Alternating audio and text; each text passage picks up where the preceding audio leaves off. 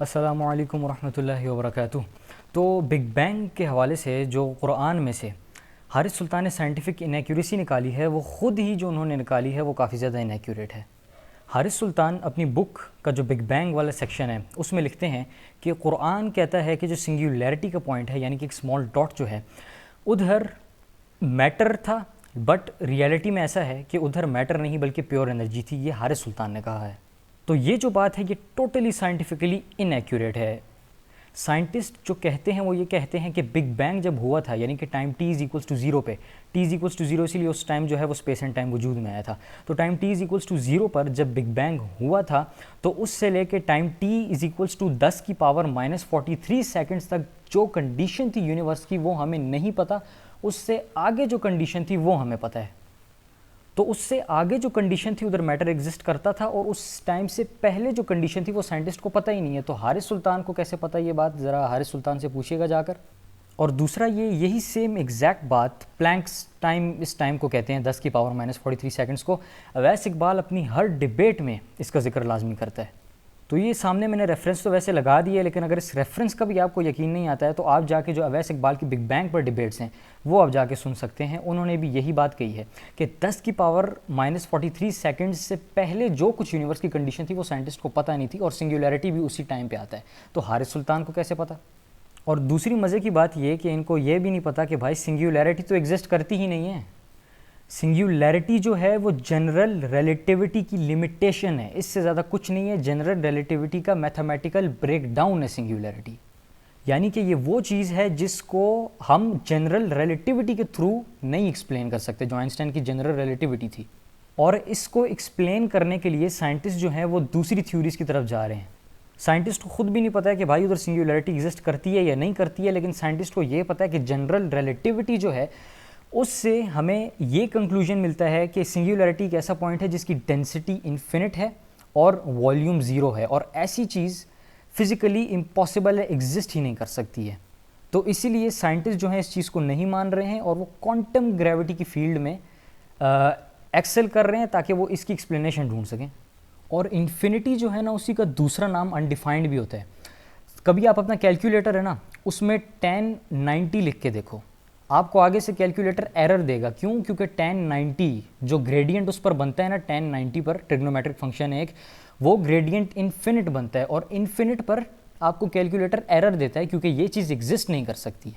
और अभी तक फिज़िक्स में हमें ऐसी कोई चीज़ नहीं मिली है जो कि इन्फिनिट हो। स्पेशली जो मैस डेंसिटी वगैरह वाली चीज़ें हैं, ये इस फाइनाइट यूनिवर्स में कभी भी इन्फिनिट नहीं हो सकती। तो इसीलिए सिंगुलैरिटी जो है वो सिर्फ जनरल रिलेटिविटी की एक लिमिटेशन है, इससे ज़्यादा कुछ नहीं है। और ये तो बाकी नॉर्मल मैथ्स में भी होता है, जैसे बाइनोमियल हमारे पास वो होते हैं, बाइनोमियल जो एक्सपेंशंस होती हैं उसमें अगर हमारे पास जो है वो एक 1 फॉर एग्जांपल 1 + x होल की पावर कोई पॉजिटिव पावर है, तो उसको हम एक डिफरेंट फार्मूला से खोलते हैं। लेकिन अगर हमारे पास एक और बाइनोमियल है जिसमें हम कह लेते हैं कि हमारे पास है 3 + 5x होल की पावर माइनस एनी नंबर, ठीक है, तो उसको हम एक डिफरेंट फार्मूला से यूज़ कर एक्सपैंड करते हैं, क्योंकि पिछला फार्मूला उस फार्मूला पे काम नहीं करता और वो उस फार्मूला की लिमिटेशन है।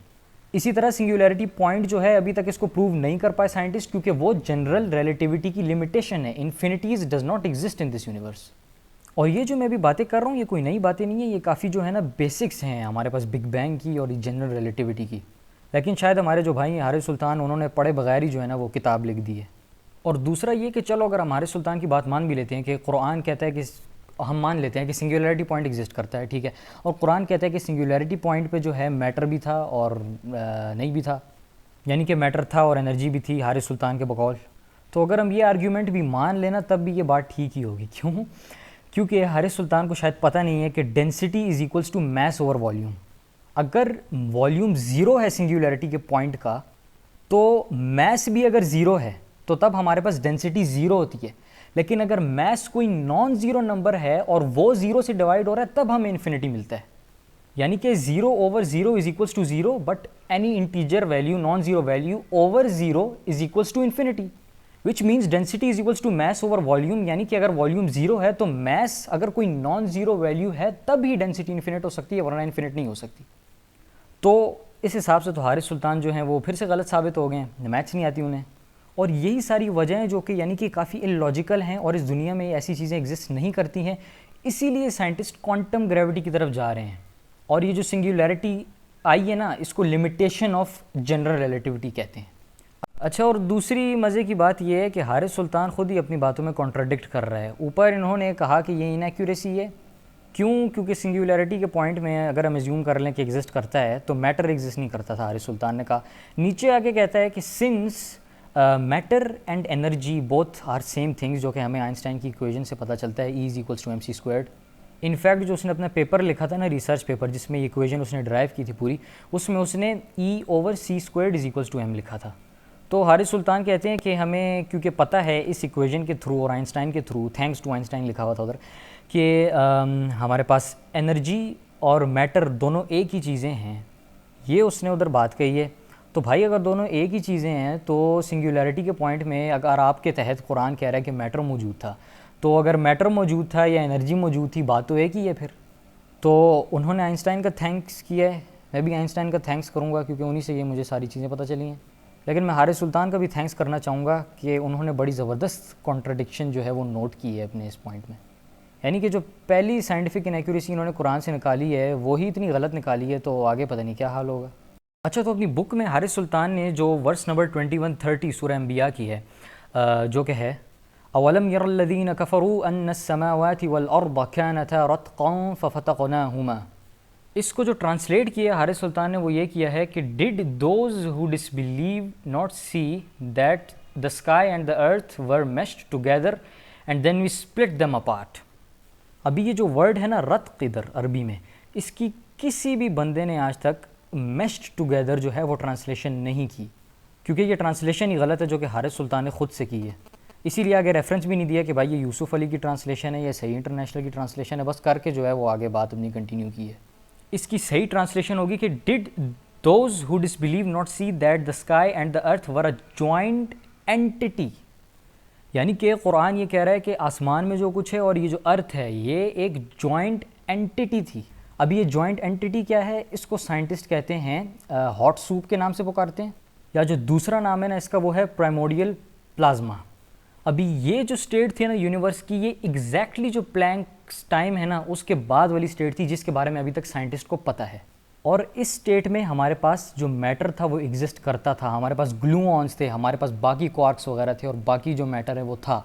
लेकिन उस पॉइंट पे मैटर मौजूद था, लेकिन कंडीशन इस तरह की थी कि अगर आप उधर होते या कोई और होता तो वो मैटर के बीच में डिस्टिंग्विश ना कर पाता। और उधर पूरी जो कंडीशन आपको नज़र आती है ना वो एक सिंगल एंटिटी की तरह नज़र आती कि अच्छा ये कोई प्लाज्मा है जो कि हर जगह सेम है, लेकिन हर जगह सेम नहीं है, डिफरेंट मैटर्स जो हैं वो डिफरेंट जगह मौजूद थे। और ये सारी बातें जो हैं, ये सर्न एक पार्टिकल एक्सेलरेटर है, ये जितने भी पार्टिकल्स वगैरह जो हैं वो डिस्कवर होते हैं वो इसी के थ्रू डिस्कवर होते हैं, क्वार्क्स वगैरह सारे इधर ही डिस्कवर हुए थे।